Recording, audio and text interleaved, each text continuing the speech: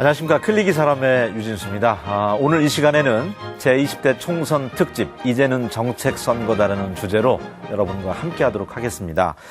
여전히 우리 선거 문화에는 혈연, 지연, 연고 중심의 문화가 남아있는데요. 앞으로는 정책 중심의 선거 문화를 지향하기 위해서 마련한 시간이라고 생각하시면 되겠습니다. 자, 오늘 도움 말씀 주실 두 분과 함께하도록 하겠습니다. 전라북도 선거관리위원회 이규정 관리과장님, 그리고 전주대학교 행정학과 임성진 교수님과 함께합니다. 안녕하세요. 네, 안녕하세요. 네, 반갑습니다.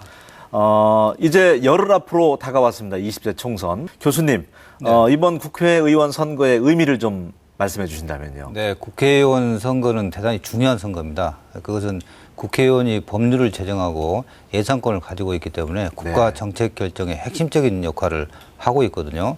또 다양한 민의를 수렴해서 정책으로 이행시키는데 결정적인 역할을 하고 있기 때문에 앞으로 국회가 어떻게 구성되느냐에 따라서 우리의 민생이 직접적인 영향을 받게 됩니다. 네. 그리고 이번에는 해방 이후에 20번째 이 국회를 다시 우리가 조직하는 그런 선거거든요.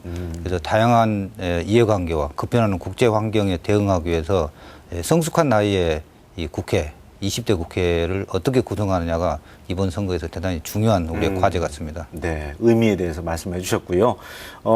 선출되는 의원의 수에 대해서도 말씀을 좀 해주시죠. 네, 이번 국회의원 선거에서 총 선출 인원은 300명이 되겠습니다. 전국적으로 봤을 때 지역구가 253명, 비례대표가 47명, 우리 전북에서는 10개 선거구에 10명을 선출하게 되겠습니다. 사실은 뭐 선거구 획정 문제도 있었고요. 이번 선거 일정은 뭔가 좀 빠듯하게 진행되는 듯한 인상이 있는데 어떻습니까? 잘 순차적으로 진행은 되고 있습니까? 네, 그렇습니다. 지난 3월 25일까지 후보자 등록을 마치고 이제 3월 31일부터 본격적으로 선거운동에 돌입했습니다. 네. 현재 후보자 토론회나 거리 유세 등 선거운동이 한창인데요. 현재까지 뭐 특별한 사건 사고 없이 원활하게 진행되고 있습니다. 네. 남은 선거 일정에 대해서도 좀 말씀을 해주신다면요. 네, 오늘 4월 3일까지 매 세대의 투표 안내문과 선거 공보가 발송되고요. 4월 7일까지는 선거방송 토론회에서 주관하는 후보자 토론회가 이어집니다. 이어서 4월 8일과 9일에 전국적으로 사전투표가 실시되고요. 4월 13일이 되면 본선거일이 되겠습니다. 본선거일에는 오전 6시부터 오후 6시까지 투표가 진행되고 투표가 종료되면 개표장으로 투표함을 이송해서 바로 개표를 개시하도록 그렇게 되겠습니다. 네. 이미 뭐 지난 3월 25일 6시를 기해서 전라북도 선거관리위원회 이제 모든 47명의 후보자가 등록을 끝마쳤는데 저희가 또 뭐 직업별이라든지 정당별, 성별, 연령별로 또 자료를 조사한 게 있죠. 네. 네. 네, 말씀하셨다시피 저희 전북에서는 47명이 출마를 해서 평균 4.7대 1을 보이고 있고요. 경쟁률이 제일 높은 곳은 남원시 임실군 순창군이 8대 1, 제일 낮은 곳은 전주시 병선거구의 3대 1이 되겠습니다. 정당별로 보면은 새누리당이 9명, 그다음에 더불어민주당과 국민의당이 각 10명, 그다음에 정의당이 3명, 민주당이 1명, 민중연합당이 2명, 그다음에 무소속 후보자가 12명이 되겠습니다. 성별로 보면 남자가 44명, 여자가 3명. 절대적으로 남자가 우위에 있죠. 네. 예, 그다음에 연령별로 보면 30대, 40대가 10명, 그다음에 50대, 60대가 35명, 70대가 2명 이렇게 되겠습니다. 예, 그래서 50대, 60대가 주류를 점보고 있습니다. 역시. 예. 네. 자, 유권자인 또 시청자분들께서 후보자들 또 공약도 궁금하실 텐데요. 저희가 선거구별로 또 준비를 해봤습니다. 함께 보시고 난 다음에 또 이야기 이어가겠습니다. 전주시 갑선거구입니다. 4명의 후보가 경합을 벌이고 있습니다. 먼저 새누리당 제2사무 부총장을 지낸 새누리당 전희재 후보입니다. 구도심권 활성화와 문화관광 연계, 전통문화 수도 조성을 주요 공약으로 하고 있습니다. 계속해서 제19대 국회의원의 더불어민주당 김윤덕 후보입니다. 지방재정 확충과 지역 인재 채용 확대, 민주주의 강화를 위한 국정교과서 반대를 주요 공약으로 하고 있습니다. 계속해서 제10대 전북도의회 의장을 지낸 국민의당 김광수 후보입니다. 주요 공약은 노블레스 오블리주법 추진과 역사유적 탐방로 조성을 위한 체험형 관광 네트워크 구축입니다. 다음은 전라북도 지사를 지낸 무소속 유종근 후보입니다. 해외 및 민간 자본을 유입해 국제 역사 테마파크 유치, 그리고 전주권 공항 되살리기와 KTX 서전주 역사 신설을 주요 공약으로 하고 있습니다. 다음은 4명의 후보가 경합을 벌이고 있는 전주시 을 선거구입니다. 농림수산식품부 장관을 지낸 새누리당 정운천 후보입니다. 기금운용본부 안착 및 금융허브타운 조성과 대기업 유치를 통한 5만 명의 좋은 일자리 창출을 주요 공약으로 하고 있습니다. 계속해서 더불어민주당 정책위원회 부의장의 더불어민주당 최영재 후보입니다. 상위 1% 부자에게는 증세를, 중산층 서민에게는 소득을, 그리고 행복한 100세 인생, 생활이 힘든 어르신께 월 30만 원 지급을 공약으로 하고 있습니다. 계속해서 제18대 국회의원을 지낸 국민의당 장세환 후보입니다. 국회의원 특권 축소와 불체포 특권 폐지, 세비 25% 감면에 서민 세금 부담 완화와 자동차세 인하를 공약으로 하고 있습니다. 다음은 교사 출신의 무소속 성취도 후보입니다. 호남 최고의 교육문화특구로 만든다는 것과 일자리 창출과 지역경제 부흥, 문화관광, 교통문제 해결 등을 주요 공약으로 하고 있습니다. 다음은 전주시 병 선거구를 살펴봅니다. 먼저 서해대학 교수를 지낸 새누리당 김성진 후보입니다.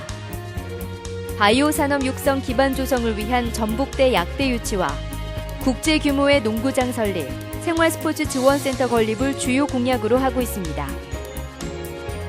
국회 보건복지위원회 간사를 맡고 있는 더불어민주당 김성주 후보입니다.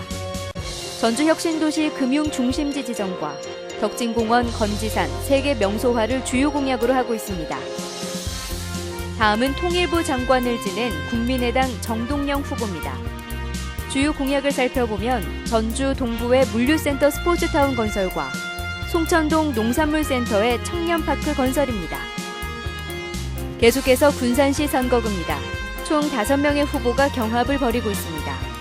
먼저 군산시 산학연맹 상임 부회장을 맡고 있는 새누리당 최용목 후보입니다.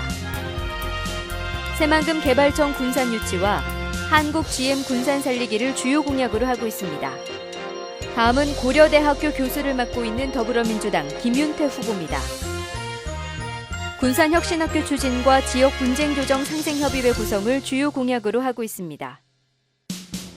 계속해서 제19대 국회의원의 국민의당 김관영 후보입니다.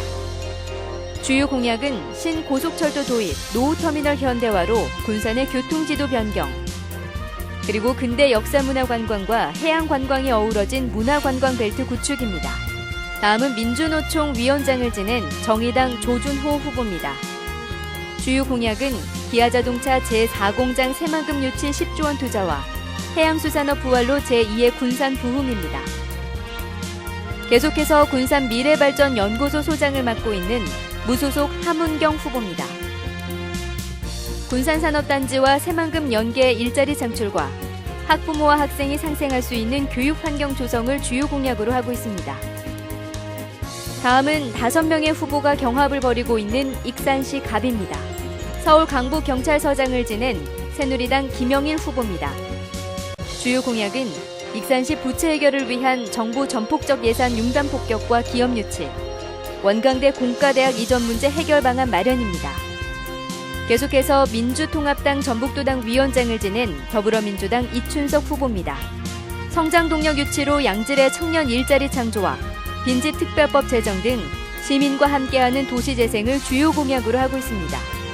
계속해서 익산시장을 지낸 국민의당 이한수 후보입니다. 일자리 8만 개 창출과 식품 클러스터 활성화를 주요 공약으로 하고 있습니다.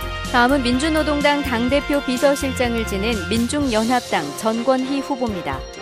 노동계약 반대와 해고요건 강화, 정리해고 폐지 등 노동자가 존중받는 세상을 만들고 농민수당 신설, 농가 기본소득 보장, 기초농산물 국가수매제 등 농민대접을 주요 공약으로 하고 있습니다. 다음은 경제정의실천 시민연합 중앙위원을 지낸 무소속 황세연 후보입니다. 주요 공약은 교육 개선과 문화사업, 도서관 장서 확충, 노인복지 등 사회복지 문화 토대를 마련하고 소상인 보호법과 사람 위주의 일자리 창출입니다. 다음은 총 6명의 후보가 경합을 벌이고 있는 익산시 을 선거구입니다. 먼저 문화체육관광부 제2차관을 지낸 새누리당 박종길 후보입니다. 스포츠 관광산업 특구 지정과 체류형 복합문화, 관광도시 육성을 주요 공약으로 하고 있습니다. 계속해서 제17대 국회의원을 지낸 더불어민주당 한병도 후보입니다. 주요 공약으로는 양극화 문제 해결을 위한 경제 민주화 완성, 그리고 2단계 국가식품 클러스터 확대 지원입니다. 계속해서 제16, 17, 18대 국회의원을 지낸 국민의당 조배숙 후보입니다. 명품 식품산업 클러스터 구축 및 국제식품산업 박람회 개최, 그리고 백제 역사유적지구 유네스코 등재에 따른 관광 활성화 대책 마련을 주요 공약으로 하고 있습니다. 다음은 정의당 1, 2기 사무총장을 지낸 정의당 권태봉 후보입니다. 익산을 협동조합, 사회적 기업 등 협동 경제 메카로 유네스코 세계문화유산과 연계해 문화관광 경제도시로 만들기를 주요 공약으로 하고 있습니다. 계속해서 하나로상과 번영회장을 지낸 무소속 이석권 후보입니다. 주요 공약은 소상공인 특별지원 시스템, 익산 다음에 도농교육 활성화입니다. 다음은 노무현 시민문화재 대표를 맡고 있는 무소속 김지수 후보입니다. 양육자 1인 국민연금 3년 면제와 지역인재개발센터 청년연구소를 주요 공약으로 하고 있습니다. 정책 선거, 저마다 이제 공약, 대표 공약을 올려놨는데 정책 선거의 중요성에 대해서 좀 말씀을 해주신다면요. 네, 이 정책 선거가 도입되면은 지금과 같은 인물과 돈, 조직, 네거티브 선거, 대단히 후진적인 선거 문화죠. 이것이 정책 경쟁의 장으로 바뀔 수가 있고요. 따라서 정책을 우수한 정책을 이제 제시할 수 있는 이런 전문성 있고 유능한 정치 신인들이 정치권에 이제 등장함으로써 정치 발전을 견인할 수가 있는 이런 장점이 있죠.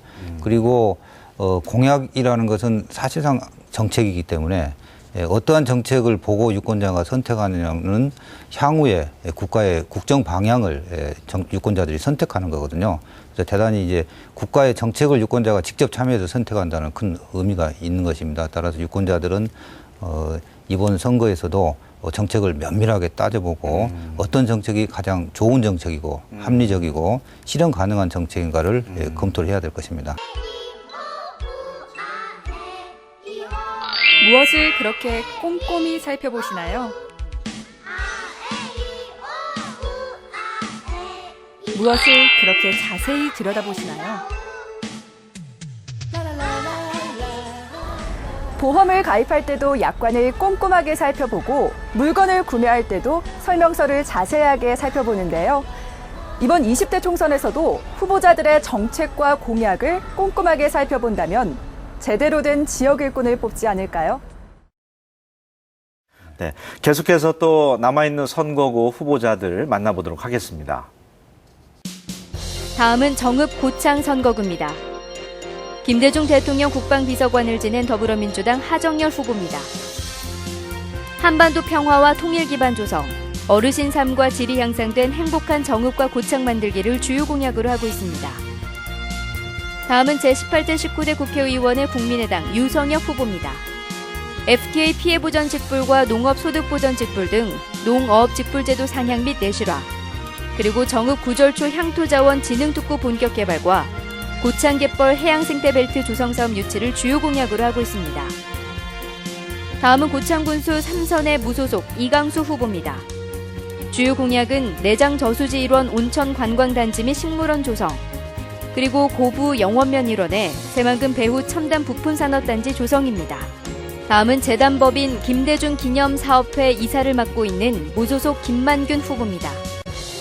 고양발전기금에 대한 세금 공제 입법 추진과 백제 고사보리군의 세계문화유산 등재 추진을 주요 공약으로 하고 있습니다. 다음은 총 8명의 후보가 경합을 벌이고 있는 남원 임실 순창 선거구입니다. 전북지방 변호사회 이사를 맡고 있는 새누리당 김용호 후보입니다. 주요 공약으로는 전북도청 제2청사 동부권 유치와 서남대 정성화입니다. 계속해서 서울 서부지법 수석 부장판사를 역임한 더불어민주당 박희승 후보입니다. 지리산 산악철도 및 생태관광산업 육성과 지리적 표시제 사용 기업의 지역 환원 입법화를 주요 공약으로 하고 있습니다.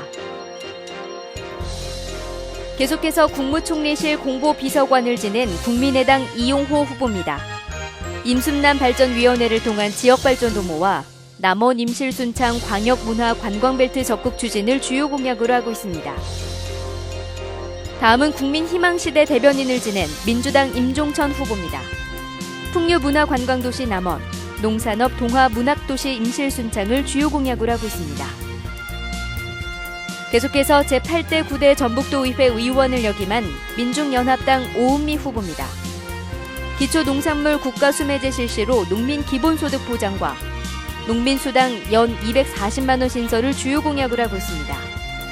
다음은 더불어민주당 전북도당 수석 부위원장을 지낸 무소속 강동원 후보입니다.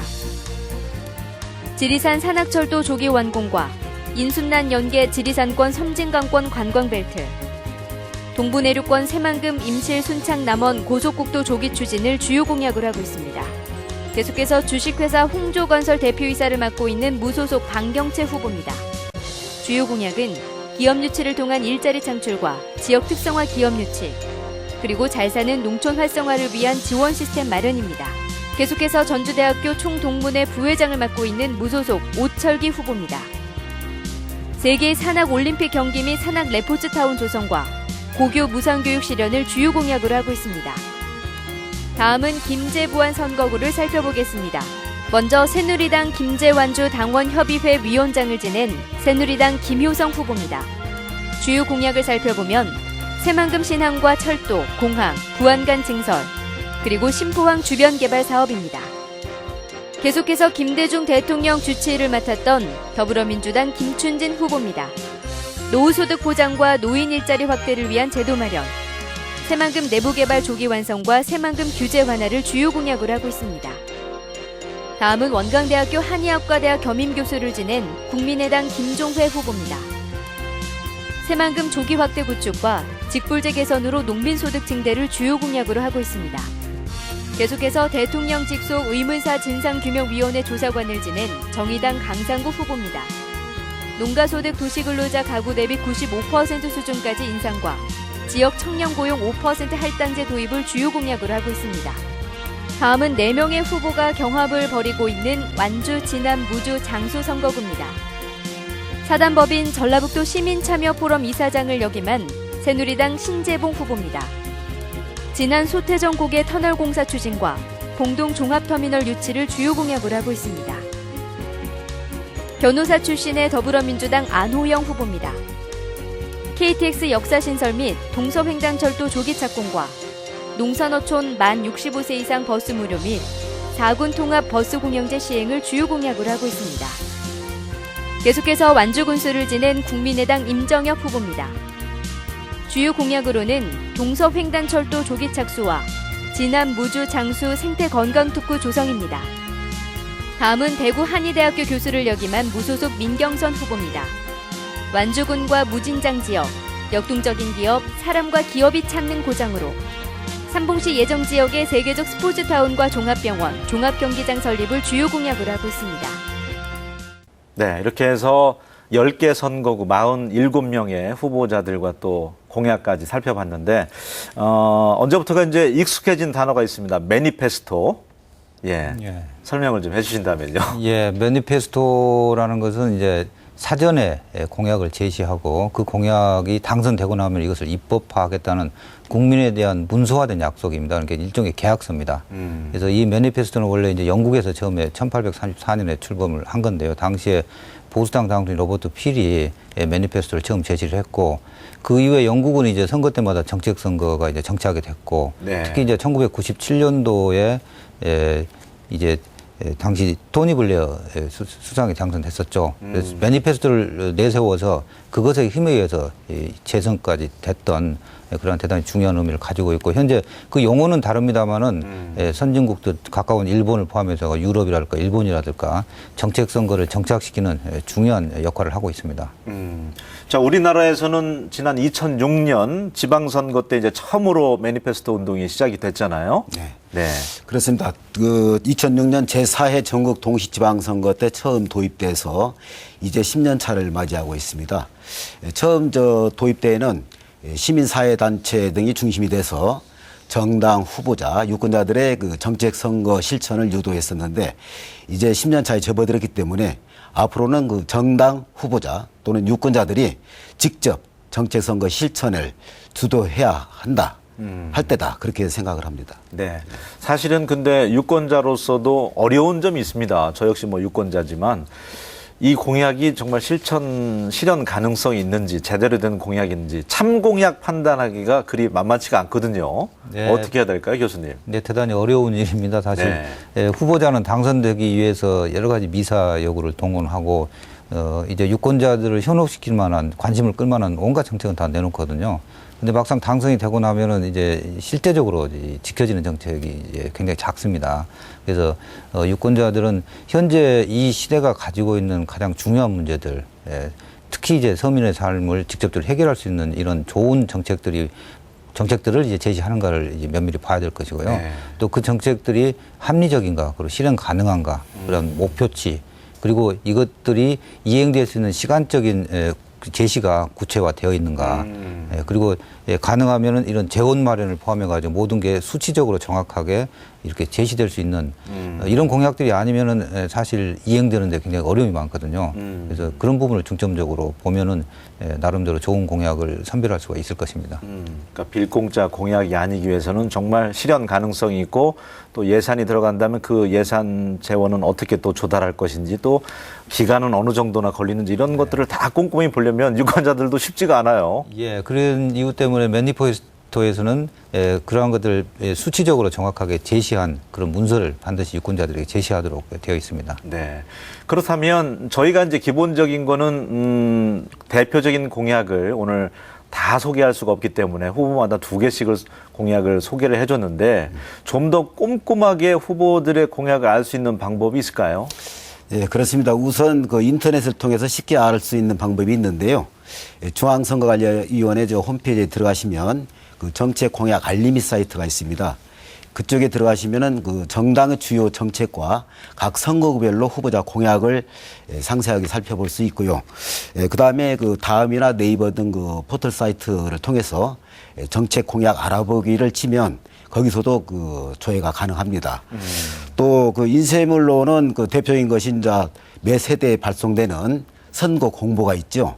선거 공보에는 그 후보자에 대한 그 각종 정보, 즉 학력, 경력, 뭐 전과, 납세, 재산 여러 가지 그 우리가 후보자를 판별하는 데 필요한 정보가 수록되어 있고 또 후보자들이 이번 선거에서 중점적으로 내세우는 공약이 그쪽에 기재가 되어 있기 때문에 아무래도 유권자들께서는 그 매 세대에 전달되는 그 선거 공보를 꼼꼼히 살펴보기만 해도 후보자 면면을 충분히 알 수 있으리라 생각이 됩니다. 네. 또 이제 방송 등을 통해서 후보자 토론회가 지금 진행되고 있으니까 그런 방법을 통해서도 알 수 있고요. 관심만 가지고 있다면 얼마든지 후보자에 대한 정책과 공약을 살펴볼 수 있으리라 그렇게 생각이 되고요. 우리 선거관리위원회에서는 4월 1일에서 4월 7일까지 후보자 바로 알기 주간으로 정하고 우리 유권자들이 후보자 정책과 공약을 충분히 살펴보고 투표에 참여할 수 있도록 언론기관 등을 통해서 집중 홍보하고 있습니다. 네, 선거 공보 또 방송 토론회 계속 진행될 거고요. 네. 선관위 홈페이지가 큰 역할을 하더라고요. 네, 그렇습니다. 네. 그쪽에 보면 선거 홍보를 통째로 올려놓기 때문에 마음만 먹으면 면면을 충분히 살펴볼 수 있습니다. 네.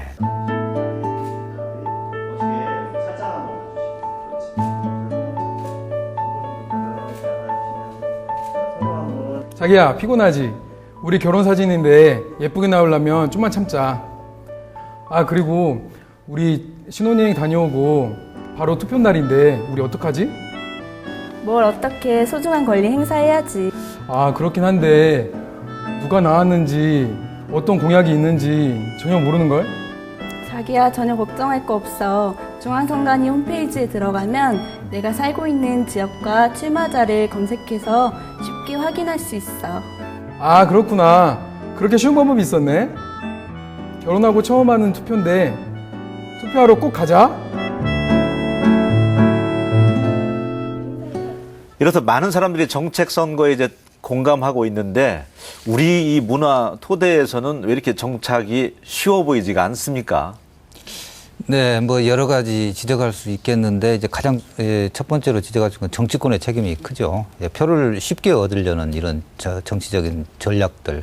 그러니까 이 힘들게 정책을 마련하는 것보다 조직을 통해서 또 네거티브 선거를 통해서 쉽게 표를 얻는 또 지역주의를 이렇게 부추긴다거나요. 우리 정치 문화가 크게 작용을 하는 것 같고 또 하나 유권자도 역시 책임을 지고 있다고 생각을 합니다. 이제 네. 우리가 그런 정치적인 잘못된 정치 관행을 지적을 하면서도 막상 투표장에 가게 되면은 이제 그런 과거 후진적인 투표 행태를 보이고 있거든요. 투표장 가서 마음이 바뀌어요.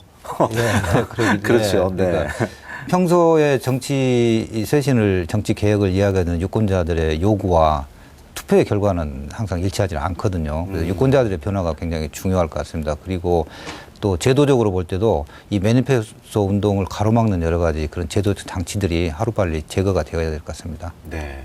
정책 선거 실천을 위한 방안에는 과장님 어떤 것들이 좀 필요할까요? 예, 저는 우선 그 유권자 측면에서 한번 살펴보겠습니다. 예, 유권자가 먼저 정책 선거로의 그 변화를 이끌어야 한다고 생각합니다. 무슨 이야기냐면 정당 후보자가 그 정당 후보자를 선택할 때 무엇을 가장 중요한 요건으로 볼 것인가. 그래서 유권자가 정책과 공약을 최우선 목표로 한다면 정당이나 후보자도 정책 공약에 선거운동을 집중할 수밖에 없지 않겠느냐 그런 생각이 들고요. 이것과 관련해서 제가 저희 중앙선거관리위원회에서 지난 제19대 총선 때 유권자 의식조사를 한 게 있는데요. 선거 전에는 대부분 정책과 공약을 후보자 선택의 제일 요건으로 본다고 손을 꼽았습니다. 네. 그러나 실제 투표에 있어서는 정당과 인물이 두 번째까지 되고 정책과 공약은 세 번째 순위로 밀려났습니다. 네, 그래서 이제 우리 유권자가 정책과 공약을 판단 조건으로 제시하지 않는 한 네. 좋은 후보자를 선택하기가 굉장히 어렵다. 그런 생각이 듭니다. 네, 그리고 또 이제 선거 때뿐만 아니고 선거가 끝난 뒤에 당선된 뒤에 그 선거 공약에 대한 실천 여부를 또 지속적으로 감시하고 비판하고 평가를 해야 하는데 네. 그러한 일에 대해서는 거의 안 이루어지거든요. 그러니까 후보자 측에서 책임 있게 그 공약 실천을 하지 않는 그런 측면이 있는 것 같습니다. 그래서 네. 그쪽 면에도 같이 관심을 기울이고 지속적으로 좀 촉구를 할 필요가 있다. 그런 생각이 듭니다. 네. 우리가 뭐 앞서도 봤지만 물건 하나 사더라도 꼼꼼하게 뭐 약관 본다든지 설명서를 읽어보고 구매하게 되는데 정말 우리 지역의 일꾼을 뽑기 위해서는 정책 선거, 공약 이런 것들을 꼼꼼히 자세하게 좀 살펴봐야 되겠다는 생각이 듭니다. 해외 선진 사례 잠깐 살펴보고 성공 사례 매니페스토 이야기 이어가도록 하겠습니다. 1994년 미국과의 계약이라는 10대 정책을 발표해 하원 선거에서 승리해 40년 만에 공화당을 다수 정당으로 만든 뉴트 김리치 의원. 그는 약속대로 100일 이내에 정책을 모두 처리하는 등 공약을 실천했습니다.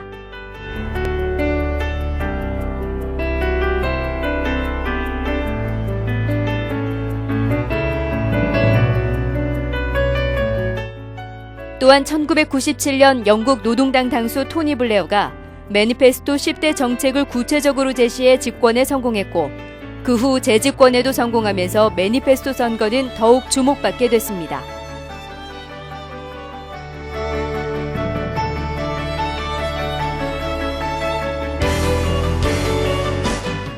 네, 미국과 이제 영국의 사례를 봤는데요. 여기에 좀 살을 좀 덧붙여 주신다면요, 교수님께서. 네, 방금 화면에서 본 영국 사례가 대단히 부럽죠. 네. 그런데 이게 가능한 것은 유권자들의 의식이 대단히 높거든요. 이건 어릴 때부터 정치 교육과 참여를 통해서 그만큼 의식을 높일 수 있는 기회가 많습니다. 그러니까 사실은 이런 정치 교육도 매니페스토의 중요한 운동 중에 하나로 지금 외국에서는 시행 중이고요.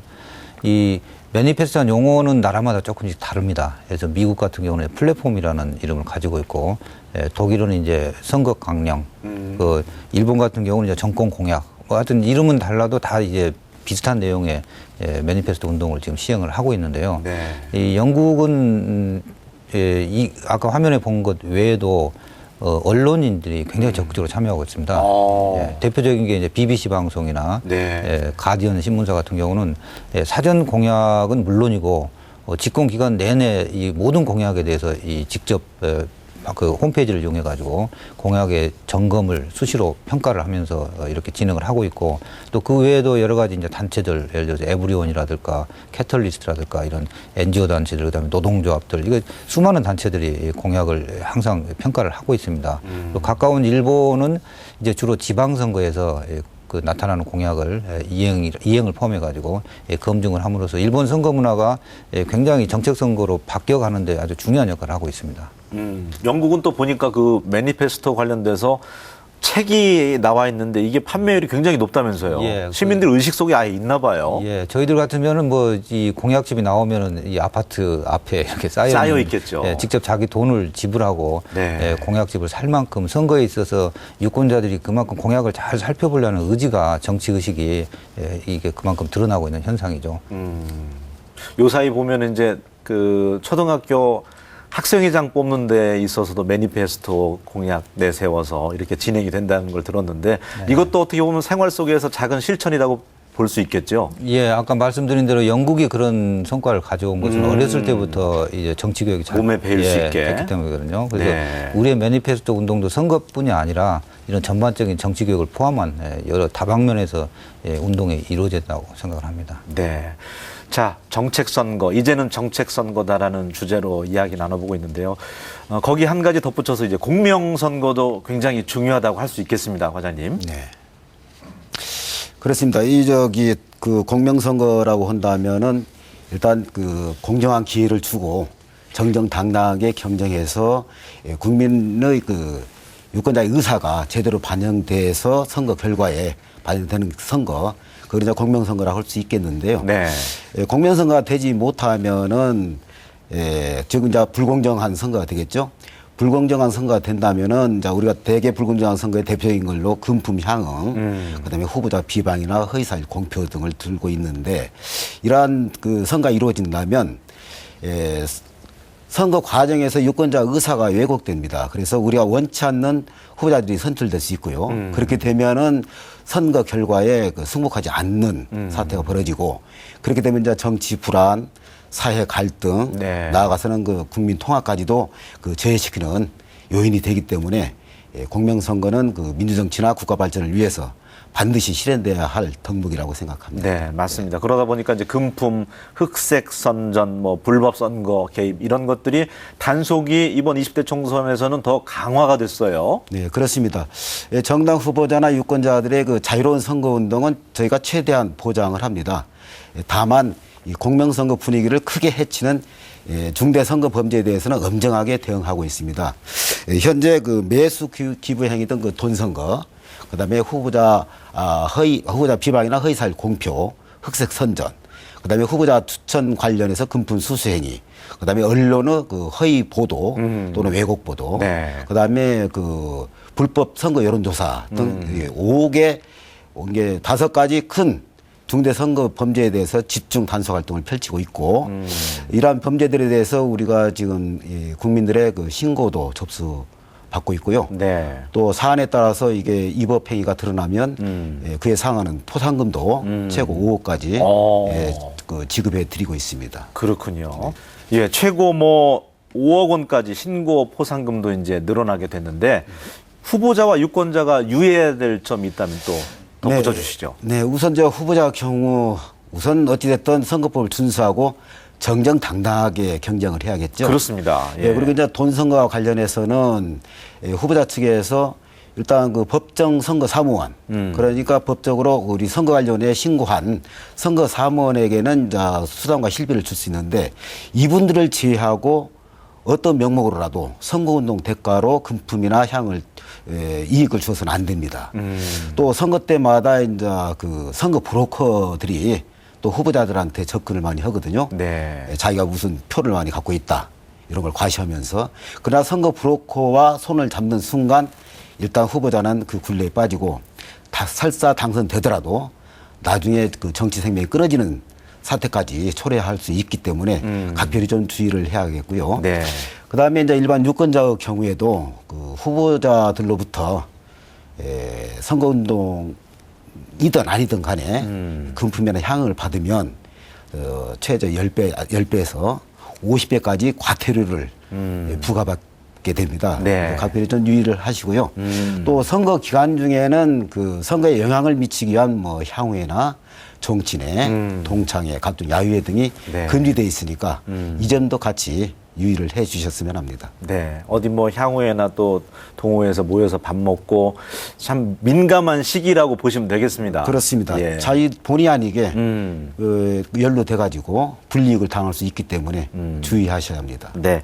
자, 이제는 이제 투표에 대해서 이제 본격적으로 이야기 나눠볼 텐데 사전 투표 궁금해하는 분들 좀 많더라고요, 주변에. 네. 설명을 좀 간략하게 해주신다면요. 네, 사전 투표는 이제 선거일에 투표소에 갈 수 없는 분들을 위해서 그 제도적으로 보장한 투표 방법인데요.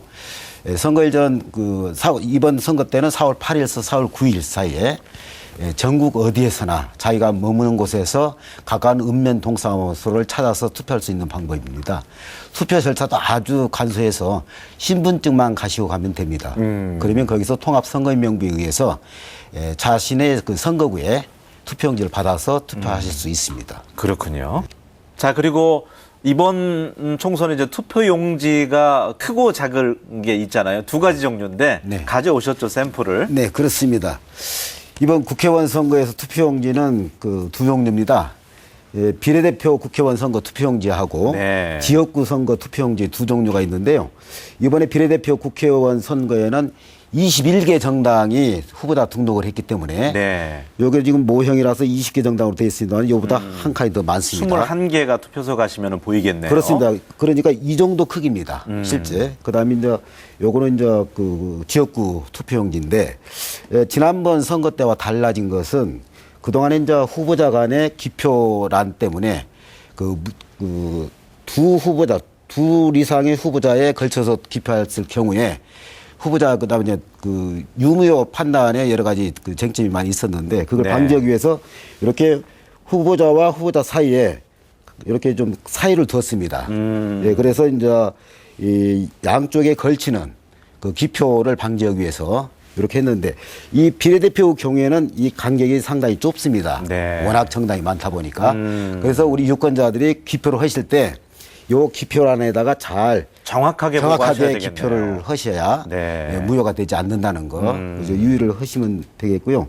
각 투표소의 정확한 위치는 어떻게 찾을 수 있을까요? 예, 우선 그 선거 공보와 함께 그 매 세대에 발송하는 그 투표 안내문에 보시면 네. 투표소 약도와 위치가 표시되어 있고요. 또 이제 그 인쇄물을 받아보지 못했다 손 치더라도 우리 중앙선거관리위원회 홈페이지에서 가셔가지고 내 투표소 찾기를 가시면 거기서 쉽게 인적사항을 간단히 입력하면 자기 투표소를 알 수 있습니다. 네. 그 투표소 찾기는 그 아까 말씀드렸던 그 포털 사이트에서도 검색이 가능합니다. 예. 또 그리고 스마트폰 어플리케이션을 네. 깔게 되면 거기서도 뭐 사전 투표소 위치나 예, 또 자기 투표소 위치를 알 수 있습니다. 네. 그리고 이번에는 또 무엇보다 눈에 띄는 게 거동이 불편한 분들, 장애인 분들을 위해서 편의를 많이 제공했더라고요. 네. 예, 저희가 이제 그 투표소 접근성을 강화하기 위해서 일단 투표소를 1층에 설치하고자 많은 노력을 했습니다. 예, 특히 이제 사전 투표소 같은 경우에 저희가 관내 241개소가 있습니다만은 90% 가까이 1층이나 아니면 승강기가 있는 건물로 저희들이 잡았고요. 그 다음에 이번 그 투표소에 그 장애인 그 휠체어를 타고 바로 기표소까지 갈 수 있는 장애인 전용 기표대를 새롭게 만들었습니다. 네.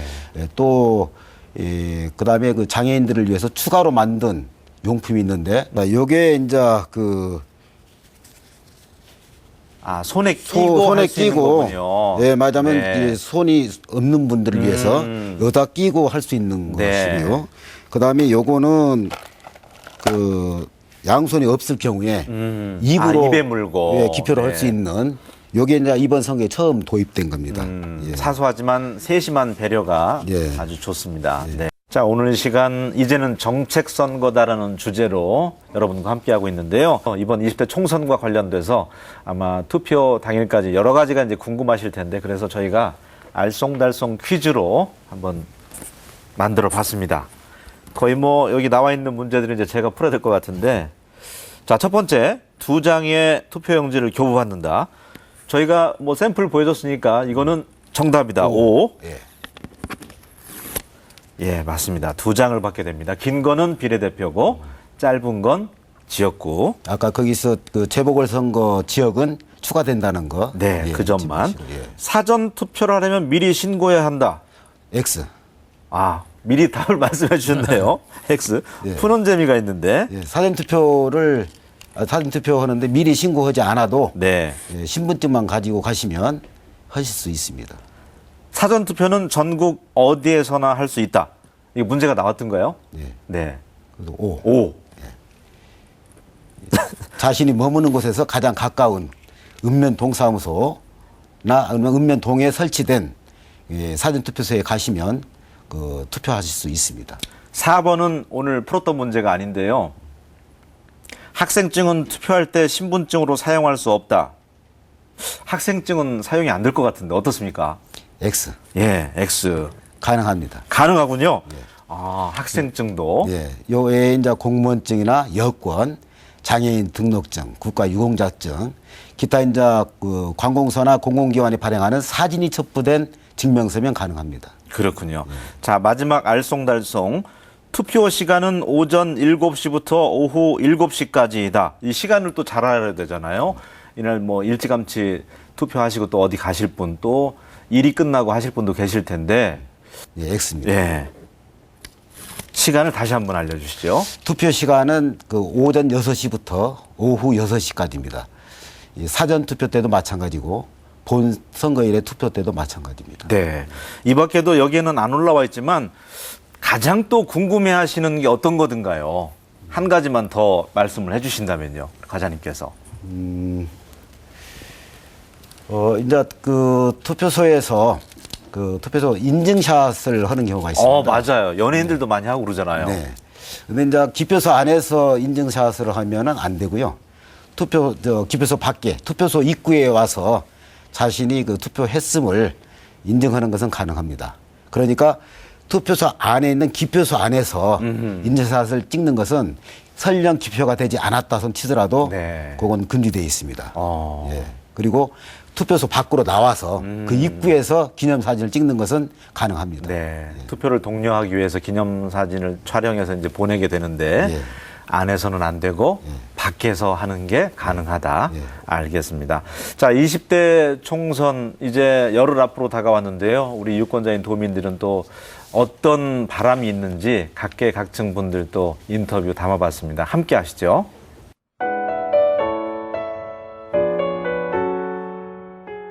이번에 처음으로 투표하게 됐는데요. 처음으로 투표하게 된 만큼 정말 공약 잘 실천하실 분들 공약 잘 읽어서 저희 소중한 한 표 꼭 행사할 수 있도록 요즘 대학생들이 일자리 문제며 해가지고 많이 어려운 시기를 보내고 있는데요. 저희들의 고충을 좀 더 들어주고 문제를 해결해 줄 수 있는 분이 당선됐으면 좋겠습니다.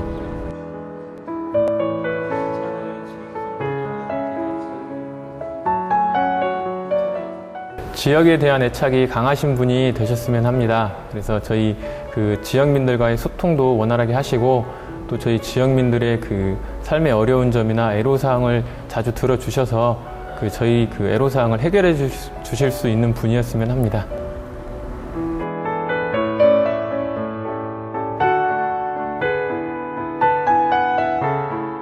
네, 요즘에 경제가 많이 어려운데요. 특히나 저희 소상공인도 마찬가지로 많은 어려움을 겪고 있습니다. 특히나 자금 문제나 그리고 판로개척 부분에 같이 고민해 줄 수 있는 그런 분이었으면 좋겠습니다.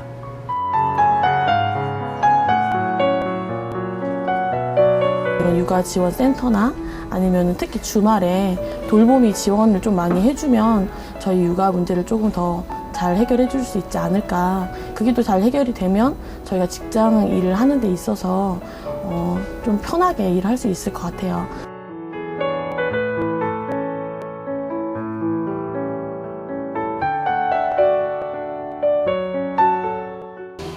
복지 정책을 좀 늘려서 고령화 시대에 노인들의 그 삶을 좀 풍요롭게 해 주십사 하고 당부를 드리는데 그 정책을 꼭 지켜주라고 부탁을 드릴게요.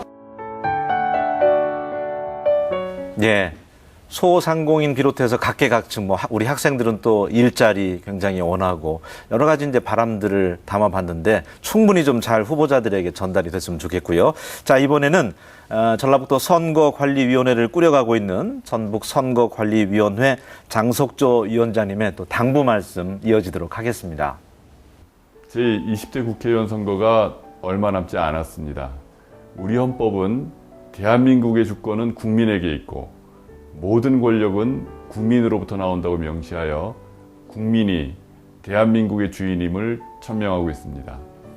또한 모든 국민은 법률이 정하는 바에 의하여 선거권을 가진다고 규정하고 있습니다. 이렇듯 선거권은 헌법에서 부여하고 있는 가장 고귀하고 존엄한 국민 여러분의 권리이자 의무입니다. 여러분의 작은 관심과 참여로 우리 정치를 바람직한 방향으로 이끌어 보다 나은 사회를 만들어갈 수 있습니다. 이를 위해서는 정책과 공약이 중심이 되는 건전한 선거문화 조성과 유권자 여러분들의 투표 참여가 꼭 필요합니다.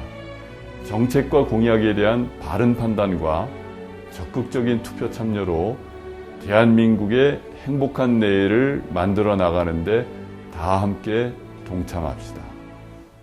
장석조 위원장님의 말씀까지 함께 했고요. 오늘 이 자리 이제는 정책선거다라는 주제 또 도움 두 분께서 주셨는데 마지막으로 투표 동료위에서 우리 교수님과 또 선거위원회 우리 이규정 관리과장님께서도 말씀 한 말씀씩 남겨주셨으면 좋겠어요. 네. 선거는 단순히 후보자나 정당을 뽑는 어떤 절차가 아니라 국가의 미래의 정책 방향을 유권자들이 이제 선택하는 거거든요. 그리고 선거는 가장 중요한 정치 참여 행위입니다. 네. 따라서 이 선거에 또는 정치에 무관심하거나 자기의 개인적 이해관계나 학연, 지연, 조직에 의해서 투표하는 것은 국가의 미래에 굉장히 좋지 않은 영향을 미친다는 사실을 전부 인식하고 선거를 통해서 보다 더 나은 미래를 우리가 만들 수 있다는 그러한 생각을 유권자들이 적극적으로 갖고 선거에 참여해야 될 것입니다. 그 권리위에 잠자는 자는 보호받지 못한다는 명언이 있습니다. 네. 유권자가 참여하고 요구하지 않으면 결코 우리의 정치는 바뀌지 않습니다.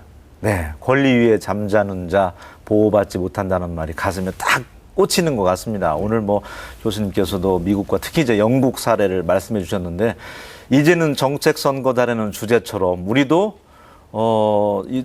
제대로 좀 순차적으로 이렇게 정책 선거가 꽃피울 수 있었으면 좋겠다는 생각이 들었습니다. 오늘 두 분 도움 말씀 감사합니다. 역사를 기억하지 않는 민족 또 그 역사를 반복한다는 말이 있습니다. 여러분의 소중한 한 표 꼭 행사하셔서 우리가 민주시민의 아름다운 힘을 보여줄 수 있었으면 좋겠습니다. 저는 다음 시간에 다시 인사드리겠습니다. 고맙습니다.